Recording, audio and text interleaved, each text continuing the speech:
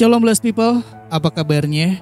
Semoga kabarnya selalu baik-baik aja, sehat walafiat, penuh dengan semangat dan semakin cinta akan Tuhan.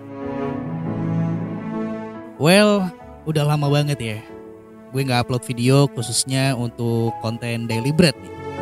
Ya semua karena ada beberapa kendala yang masih ada sebenarnya sampai video ini dibuat, tapi gue mau coba ngakalin gimana caranya biar gak jadi terbatas karena kendala itu. Makanya gue pakai cara seperti ini sekarang untuk konten Daily Bread. Tapi untuk konten seperti Roar Talk itu masih bakal menggunakan video. Gak apa-apa ya blessed people ya. Yang penting kebenaran firman Tuhan tetap bisa disampaikan dan tetap bisa didengarkan. So, pada kesempatan kali ini gue mau bahas sedikit tentang Petrus. Pada tahu Petrus kan ya? Iya. Dia adalah salah satu murid Yesus yang sok kuat, padahal rapuh. Hah? Maksudnya gimana? Iya, dalam kisahnya, Petrus dengan penuh keyakinan menyatakan kalau dia nggak bakal pernah mengkhianati Yesus. Pokoknya, sekali Yesus, tetap Yesus. Walau badai menghadang, kerja buat Tuhan selalu manis. Wah, mantap ya. Tapi kenyataannya rapuh. Dia nyangkal Yesus juga sebanyak 3 kali sebelum ayam berkokok. Jangan ditanya, loh dia kan murid Yesus. Karena ini bukan urusan dia murid siapa atau Petrus ini siapa gitu loh. Yesus sendiri udah ngasih contoh. Waktu dia dicobai iblis, Yesus gak pernah takabur. Gak pernah sok keras. Padahal nih ya, bahasanya nih, kalau Yesus mau adu mekanik sama iblis, auto rata itu iblis. Tapi Yesus mau kasih contoh buat kita ciptaannya supaya gak sok kuat, padahal rapuh. Loh, tapi kan Petrus gak tahu kalau Yesus pernah digituin. Oke deh, kalau buat itu bisa diterima ya. Tapi bagaimana dengan kita? Udah tahu? Atau bilang belum tahu juga kisah Yesus yang dicobai sama iblis. Terus respon kita gimana? Sama atau beda dengan Petrus? Jawab sendiri aja sambil gue mau lanjutin pembahasan ini. Dikisahkan juga waktu Petrus sudah nyangkal Yesus 3 kali sebelum ayam berkokok. Selesai kejadian itu, dia langsung teringat sama perkataan Yesus. Di situ Petrus auto hancur hati. Sedih sesedih-sedihnya. Yang mungkin waktu itu ya, lagu dangdut yang berkata lebih baik sakit hati daripada sakit gigi nggak bakal berlaku. Dan terkadang kita juga pernah kan ada atau mungkin sedang mengalami apa yang Petrus alami. Bukan masalah pengkhianatannya, tapi sok kuat padahal rapuh. Dan emang pada kenyataannya ngucap itu lebih gampang daripada melakukan. Jangankan kita, Petrus aja yang 24 jam sehari sama Yesus ngalamin hal yang sama kok. Iya kan? Jadi gak usah lah ada pembelaan diri dalam hal ini. Makanya coba deh kita sama-sama merenungkan apa aja yang pernah kita janjikan tapi belum pernah ditepati.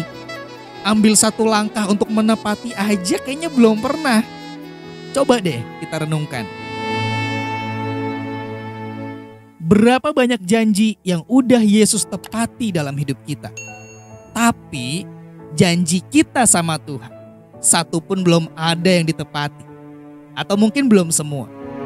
Gue sertakan belum semua biar gak ada yang protes ya. Atau sambil ngelus dada terus bilang, untung gue udah pernah nepatin. Ya meskipun 1 dari 10 janji sih, ya kan? So, gimana? Udah selesai merenung?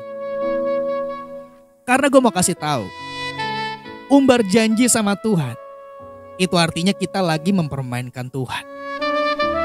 Kalau kita mempermainkan Tuhan, selalu ingat apa yang tertulis dalam Galatia pasal 6 ayat yang ke-7. Di mana firman Tuhan di situ mengatakan, jangan sesat. Allah tidak membiarkan dirinya dipermainkan. Karena apa yang ditabur orang, itu juga yang akan dituainya. Jadi, kalau misalnya kita adalah seorang yang umbar janji, berarti kita nggak berhak untuk protes, untuk mempertanyakan sama Tuhan kalau satu kali atau mungkin sering kita merasa Tuhan kok kayaknya cuek ya sama gue. Ngeri ya. Tapi balik lagi, Tuhan kita, Yesus, dia adalah pribadi yang sangat teramat penuh dengan kasih. Silahkan menyesal, karena emang perbuatan itu harus kita sesali. Tapi jangan cuma berhenti sampai di situ aja. Gue kasih tahu, kalau kita udah dibeli dengan darah yang mahal, yang gak bernoda, yang gak bercelah, dengan tujuan supaya kita tidak hidup dalam kesia-siaan, dengan penuh penyesalan. So come on blessed people. Kita datang sama Tuhan Yesus. Karena sesungguhnya dia selalu nunggu kita buat datang ke dia. Kapanpun, dimanapun, dan sehancur apapun diri kita sebelumnya. Yuk blessed people, kita belajar lagi. Belajar buat mengikuti langkahnya. Karena di dalam Yesus selalu ada kekuatan, pengharapan, dan penghiburan. Yohanes pasal 4 ayat 13 sampai ke 14 mengatakan, jawab Yesus kepadanya, barang siapa minum air ini, dia akan haus lagi. Tetapi barang siapa minum air yang akan kuberikan kepadanya, dia tidak akan haus untuk selama-lamanya. Sebaliknya, air yang akan kuberikan kepadanya akan menjadi mata air di dalam dirinya yang terus-menerus memancar sampai kepada hidup yang kekal. So blessed people, sampai di sini dulu perjumpaan kita.